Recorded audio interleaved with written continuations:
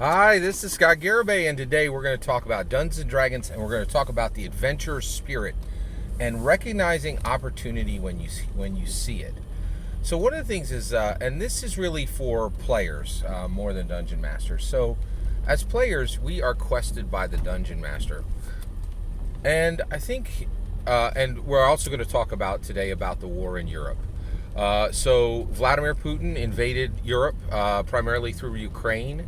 And he continues to press for European land, right? And so Vladimir Putin has really changed the rules of international war. And today I want to talk about what lessons Dungeons and Dragons players can take from the war in Europe that Vladimir Putin started, and that Vladimir Putin is pressing today. All right, so let's talk about this. So it happened. It began in February 2022. And Vladimir Putin, he truly has changed the game. There's a few things that have changed in international war. So one, President Biden said it correctly. The war was completely unjustified and unprovoked. Like, Ukraine did nothing to prompt this attack from Vladimir Putin. And right now, Vladimir Putin, every single day, with absolute and actually President Biden says flat out war crimes, right? Like, with war crimes, continues to press Ukraine, and it's very clear. Vladimir Putin fights for under the banner of oppression, hatred, and aggression, right? And President Volodymyr Zelensky, on the other hand, fights for sovereignty, good, and love, right? And those are the battle lines. It's clear as day, right? And the world saw this, and rather than seeing, what is clearly, just a collection of war crimes from Vladimir Putin, and said, oh, we as the world are going to put this down. This is outrageous. This is exactly what President Biden said, unprovoked, unjustified in every single way. The world's like, hey, we co-signed this. No problem. Hey, you do you, Putin. We will not put a single boot on the ground, not do nothing real to stop what is happening, and what we'll do is just so we can all feel good, we'll put up these fake sanctions. Don't worry, Putin, the sanctions really won't impact your oil, not for months at least, right? We'll make sure you have a good wide open window to make billions and billions of dollars off of an energy crisis. And also, in case you just happen to steal hundreds of billions of tons of grain from the Ukrainians, we'll all stand by while you just pick the nations you're going to sell that to. Yeah, right? Just quite literally, in my opinion, co-signed this new war. And also co-signing, hey, from now on, if any country gets into war, this old idea of you go in and you knock down some buildings and, you just do some skirmish, right? And then you just set everything back up and pay a few people and reset up the buildings. No, that's old. Any country gets into a war now, take the land. It's all yours. You don't need to stop and let's go back to the old 800 BC tradition of you win, you keep the land, right? Because that's what we let Russia do with Crimea, and that's what's literally being talked by Democrat doves right now, saying, oh, there should be negotiations where Ukraine gives rewards Putin for his for fighting as hard as he did under the banner of oppression, hatred, and aggression, and we should reward that, right? As the world, right? And so we see all this, right? We as Dungeons and Dragons players, we are quested. The whole world was quested, right? The whole world was quested by Putin. He's like, hey, Black Dragon here, right? I'm breathing, I'm breathing my necrotic damage out. Here's my breath weapon. What's your response? And everybody's like, we're going to go run and cower behind those rocks over there. Have at it. Go destroy the village, and we'll all watch while you eat the people and the cows, right? So when we are quested from our dungeon master, right, there's two things we need to do. There's two powerful lessons we need to learn from the Ukrainian heroes who are fighting today. First and foremost, right, choose your own quest, right? If a dungeon master comes out and he goes, hey, there's a goblin warren over there. If Zelensky was massively underrated. People didn't really understand how powerful President Volodymyr Zelensky was, and how absolutely viciously and bravely and boldly and nobly every Ukrainian fighter would fight, man and woman, right? And also, nobody realized how many internationals would join and fight with the Ukrainians, right?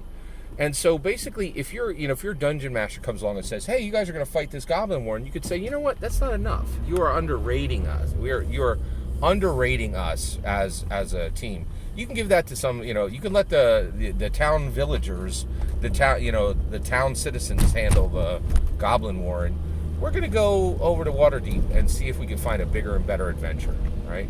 So basically, don't ever let your dungeon master undervalue who and what your fighting team is, right? And feel very, very empowered to just shove back the quest that your dungeon master has prepared and say, bigger, better, right? And then what's going to happen is the Dungeons and Dragons absolutely, it's actually provisioned exactly this, right? That's what random encounters are for. The random encounters are for when you say to the dungeon master, this doesn't respect the power level of our player characters, right? We need a bigger, better, bolder quest. And we're going to go to this other bigger city, and either you're going to come up with it on the fly, right? And your notes you can burn those after the game, or you could just run random encounters for us during this one, and then you got a week to prepare something real, right? But stop squawking with this goblin war noise, right? So make sure you're pressing your dungeon master, and you're not just taking whatever quests they give. Second, look at the opportunities, right? So your dungeon master finally comes along, and she puts you against a black dragon, and you defeat the black dragon, right? What? And you think, okay, that's it, we did it, right? Now we go on to the next adventure. No, you have a dragon sword, right? Then you say, hey, wait a second, let's think here, right? One, that king's not the greatest king ever, right? He's pretty, he's pretty condescending when he talks to people. He has a lot of servants. He doesn't treat them well. And I don't think he's faithful to the queen, right? Why don't we overthrow him? We have enough power. We have enough, gold here. Let's take the land, right? And then you could you could put your player characters in as the new king in your realm, right? Why am I talking about that today? Well, the one thing that Vladimir Putin has changed is you can take the land, right? Ukraine has been doing a fantastic job of preserving their own sovereignty and keeping their own land. Why stop there, right? President Volodymyr Zelensky, America is giving him I think the count so far is $40 billion. Why not give him half of what why not just give him one full year of our government, of our defense bonus, of our defense budget, $800 billion. Senate and Congress can just sign that check. And then Ukraine can simply invade Russia and take it all, right? And we can help, right? We are, to my knowledge, currently, right, from everything I've heard on, through the mainstream media, we have been giving them all kinds of ordnance. We're giving them firing solutions, and we're giving them intelligence. Look what we did with $40 billion, right? We give them $800 billion. Russia becomes Ukraine, right? And our Russian problem in America disappears. We no longer have to worry about Vladimir Putin building a 50-mile bridge over the Bering Strait and attacking us in New York with exactly the same convoy of military weapons that he had attacked Ukraine, which in my humble opinion is incredibly likely, right? Especially if Biden stays in for even another 6 months, right? So the lessons we need to learn is look for the bigger opportunity as Dungeons & Dragons player characters, and never accept the quest that is beneath you, right?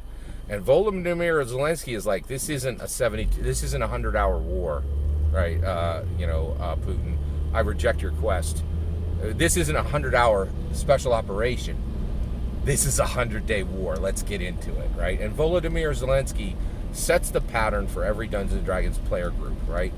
Reject quests that are smaller than the abilities you have, and see the opportunity. Ukraine funded by American. We don't even have to put a boot on the ground, right? All we need to do is just give them those amazing weapons we have, right? And allow American citizens to go over there and fight for for Ukraine, which has already happened. There are already Americans divorced from the U.S. military who have gone over and filled out their soldier roster. Continue to give them intelligence and continue to give them firing solutions, and allow Ukraine to turn all of Russia into the suburbs of Ukraine. And Ukraine will expand from Europe all the way to the west, to the eastern coasts beyond Moscow. Every single inch, Russia will cease to exist, and we will never have to worry about it again as an American nation. Fantastic idea, right? And we should take inspiration. It would be Volodymyr Zelensky realizing the opportunity he has, President Biden realizing the opportunity he has to shed off the cloak of coward that he wears now, right? Like, not really doing anything of significance to really help Volodymyr Zelensky and the Ukrainians, and just, seize the moment as an actual true U.S. president who cares about America, right? And will take care of this Russian problem by making sure that Russia doesn't exist and is simply a suburb of Ukraine and is all Ukrainian land, right? It would help the Ukrainians, it would help America, and it definitely helps you as a Dungeons & Dragons player to realize never accept a quest that is below your abilities, and absolutely always look for that broader opportunity. Ukraine thought this was a problem. America thought this was a problem. It's our greatest opportunity to take care of the Russian problem forever and make sure that Russia, the word Russia, is never said again, and it never said verbally, and is swept into the dustbin of history. It's definitely a good opportunity at the Dungeons & Dragons table, good opportunity at IRL, and that's what we are seeking, right? Best opportunities for our IRL lives, best opportunity for our D&D lives. That's my opinion. I'd love to hear yours. Let me know in the comments below. Please consider liking and subscribing, and have a wonderful millennium.